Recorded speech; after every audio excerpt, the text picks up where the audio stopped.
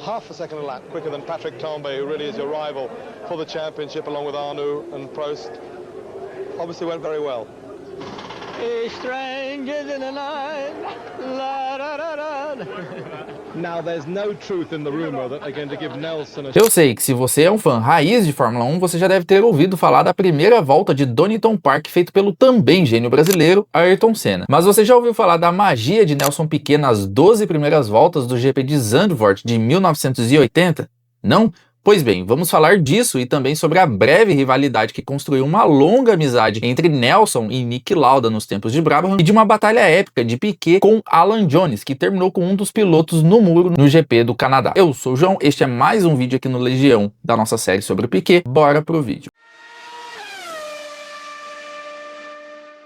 Estamos em 1979. Nelson Piquet chegou na Brabham para ser o segundo piloto. Já chegou com toda a pompa de ser o futuro da equipe. O seu companheiro? Nada mais, nada menos do que Niki Lauda. Sim, ele mesmo, o campeão mundial, lenda viva. Inclusive, é um ótimo piloto para fazermos uma série aqui também, né? A Brabham, embora tivesse dois talentos nato nos carros, era uma bela de uma carroça. Em 1979, esse carro quebrava muito e era muito pouco eficiente. Lauda marcou apenas 4 pontos naquela temporada. Nelson marcou 3. Já no ritmo de quali, o Nelson chegou vencendo Lauda por 8-6. Ambos foram pilotos praticamente invisíveis em um carro que era quase impossível de se competir. O carro era tão ruim que Niki Lauda abandonou a equipe e se aposentou da Fórmula 1 de forma abrupta em pleno fim de semana de corrida, lá no treino livre para o GP do Canadá de 1979, por pura frustração com a falta de competitividade e a falta de confiabilidade do modelo BT48. Ele só retornaria à categoria 3 anos depois, em 1982, pela McLaren. Essa breve rivalidade deixou uma amizade para o resto da vida de ambos. Piquet chegou a admitir que ele fazia algumas gambiarras ilegais no carro para ser mais rápido que Lauda, e o austríaco ficava pé da vida com isso,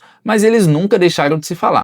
Para você ver, chegou em Silverstone, era uma pista que na classificação você usava quarta, quinta e sexta, não usava outra mais. Primeira, segunda e terceira era só para sair do box. Aí eu fui lá, peguei a primeira, segunda e terceira, levei no outro torneiro e deixei só os encaixes embaixo. Na classificação eu não quero essas coisas pesadas no carro, não. Aí, sem o gosto de saber, os caras botaram. Aí eu saía na porta do box e esvaziava 8 quilos de extintor. Aí enfiava um nabo no Lauda, que ele não sabia onde estava vindo. Não sabia ele estava vindo.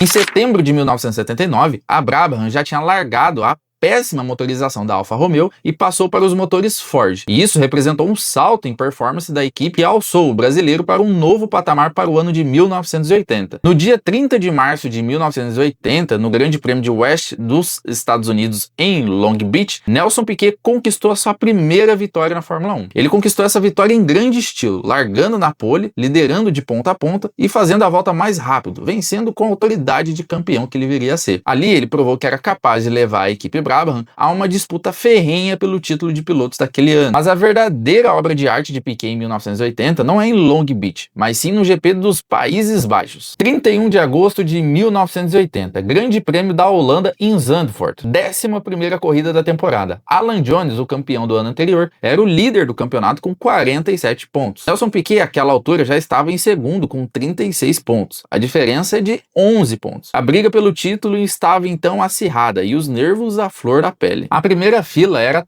toda das pioneiras Renault com motor turbo. René Arnoux na pole e Jean-Pierre Jabouille em segundo. Na segunda fila vinha as Williams de Carlos Reutemann em terceiro e Alan Jones, que disputava o título, em quarto lugar. Nelson Piquet alinhava sua Brabham BT49 de numeração 5 no colchete do quinto colocado. A Ligier de Jacques Laffite alinhava logo atrás do brasileiro em sexto. Os motores turbo da montadora francesa ajudavam no quali, mas perdiam em confiabilidade e ainda faziam os carros terem dificuldade para largarem por dificuldades de encher o turbo. Assim, tanto Arnoux como Jabouille tiveram problemas na largada, e Jones, com uma arrancada espetacular, pulou de quarto para primeiro, seguido por Arnoux, Laffite e Reutemann, Jabouille, Piquet, Bruno Giacomelli. Nelson Piquet ao lado de Jacques Laffite, muita gente forçando, Piquet tentando forçar a barra lá por dentro, uma melhor posição, Laffite veio por fora, Arnoux tentando a ponta, mas Alan Jones já vai brigar, já vai tomar a ponta na largada do Grande Prêmio da Holanda, vejam bem. Mas logo na segunda volta, Jones passou por uma zebra na pista, danificou o carro e teve que entrar nos boxes. Vejam bem,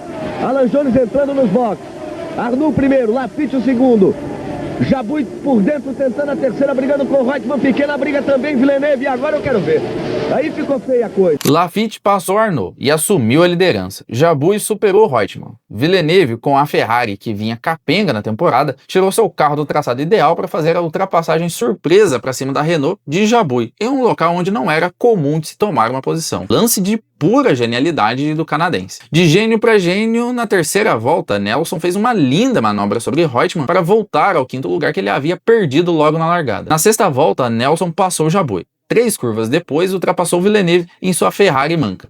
Na sétima, fez outra bela manobra. O brasileiro já estava em terceiro lugar. Tinha apenas 2 rivais na frente, Arnoux e Laffite. Na 11ª volta, Nelson ultrapassou Arnoux na Renault Turbo, uma ultrapassagem sensacional. Embora a transmissão não tenha capturado em totalidade, dá pra ver que foi na freada que ele fez valer a pena o seu talento, já que na reta era quase impossível passar aquela Renault. Na 13ª volta, então, Nelson finalmente chegou a Laffite na freada da Tarzan, uma performance espetacular. Não havia mais ninguém na frente. Nelson, então, era o líder da corrida. Daí pra frente foi na tocada suave e limpa até o final da corrida. O GP terminou com o brasileiro com 12 segundos de vantagem para Arnoux, vitória dominante. Com essa corrida ficou apenas 2 pontos de Alan Jones. A diferença, que era de 11, caíram para 2 pontos. A disputa, então, iria vivíssima para a antepenúltima corrida da temporada em Imola. Piquet manteve o ritmo e venceu o GP da Itália. Com essa vitória, Piquet assumiu a liderança do Mundial por apenas 1 ponto de vantagem sobre Alan Jones, restando apenas 2 corridas para o fim da temporada. A corrida seguinte, então, marcaria uma treta que terminaria nos muros do GP canadense logo na largada. 28 de setembro de 1980. O campeonato chegaria no Grande Prêmio de Montreal. Nelson Piquet, com a vitória em Imola, era o primeiro colocado no campeonato. Ele tinha 54 pontos contra 53 de Alan Jones. Apenas 1 ponto separava os dois. Devido ao regulamento que previa descarte de 2 resultados da segunda metade do campeonato, Alan Jones conquistaria o título mundial se vencesse essa prova e Nelson não somasse pontos. E aí, você já deve imaginar para quem que seria a vantagem jogar duro nessa corrida, né? No final de semana, Nelson estava mantendo o ritmo de campeão das últimas 2 corridas. Meteu uma pole com 0,8 segundos de vantagem sobre Jones. Quase 1 segundo. Isso é uma eternidade na Fórmula 1. E é também para você uma prova de que acha que ele era só um mecânico e que sabia acertar carros, que não era rápido, né? Tá aí a prova do contrário. Por outro lado, Alan Jones sabia que precisava atacar na largada, porque em Montreal as ultrapassagens eram especialmente difíceis. Se Nelson saísse na frente, seria muito difícil passá-lo durante a corrida. Então Jones fez o que fez. Logo na largada, depois de uma demora absurda para as luzes acenderem, Nelson não partiu bem. Jones então emparelhou com ele, e aí o australiano jogou duro. Ele passou do ponto, levou sua Williams para a direita e espremeu Nelson na parede. Sem margem para manobra, Nelson foi tocado, rodou e bateu na parede. A Brabham então estava danificada. A corrida tinha começado há segundos e Nelson já estava fora da briga. A confusão foi tanta que a direção de prova agitou a bandeira vermelha. A largada foi cancelada. Sorte para Nelson, que pôde recorrer ao carro reserva. Só que por pura incompetência, os mecânicos da Brabham, liderados por Alastair Caldwell, não trocaram o motor de treino que estava no carro reserva. Eles simplesmente largaram o motor lá e imaginavam que não ia precisar. Para quem não sabe, esse motor de treino na década de 70, 80 era regulado para no máximo ali 2, 3 voltas de potência máxima, mas ele não tinha confiabilidade nenhuma para rodar 70 voltas de um GP completo. E isso custou o campeonato. Na relargada, com o motor envenenado de classificação, Nelson passou por Pironi na segunda volta, passou por Jones na terceira. Rapidamente abriu 10 segundos de vantagem. Mas aí, quando tudo parecia estar sob controle, quando Nelson estava mais próximo de conquistar o seu título mundial, o motor Ford Cosworth abriu o bico. Então Nelson ficou a pé e abandonou a corrida. Jones herdou a liderança, venceu a corrida e conquistou o título mundial. Mas o campeão moral daquele final de campeonato parecia ter sido o Piquet, que demonstrou ter um potencial que Alan Jones jamais poderia chegar a ter algum dia. Jones, quando perguntado sobre a batida, respondeu com desprezo. Abre aspas, quando estou na liderança, não me importa com o que está acontecendo atrás de mim.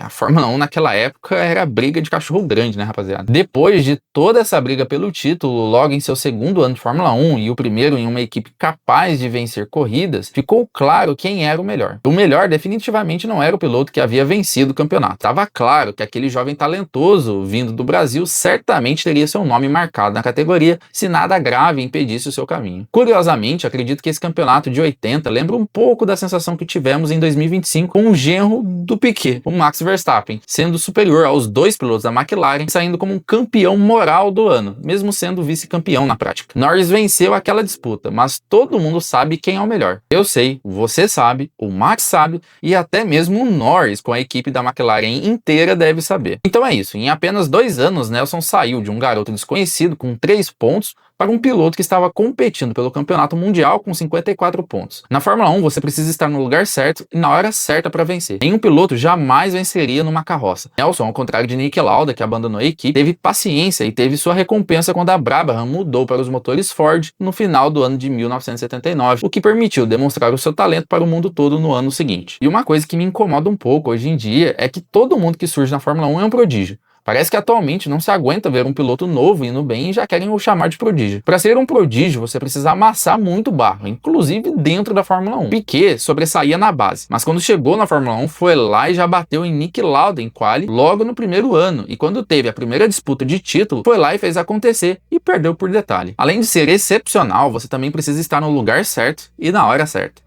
Mas essa, meu amigo, é só a minha opinião. Eu quero saber a sua opinião aqui nos comentários do vídeo, beleza? E se você ficou até aqui, muito obrigado. Se esse vídeo te fez descobrir algo sobre Nelson Piquet, deixa o like. Se você quer a próxima parte onde o Nelson conquista o seu primeiro campeonato mundial, se inscreve aqui no canal, ativa o sininho que eu tentarei trazer o vídeo mais cedo do que tarde para vocês. Eu prometo. Beleza? E aí, qual foi o momento mais épico de Nelson Piquet para você? Você acha que aquele show em Zandvoort foi uma das maiores atuações da história da Fórmula 1? E o Canadá, faria o mesmo que Alan Jones? Deixa aqui nos comentários pra gente poder saber. Eu tento ler tudo, beleza?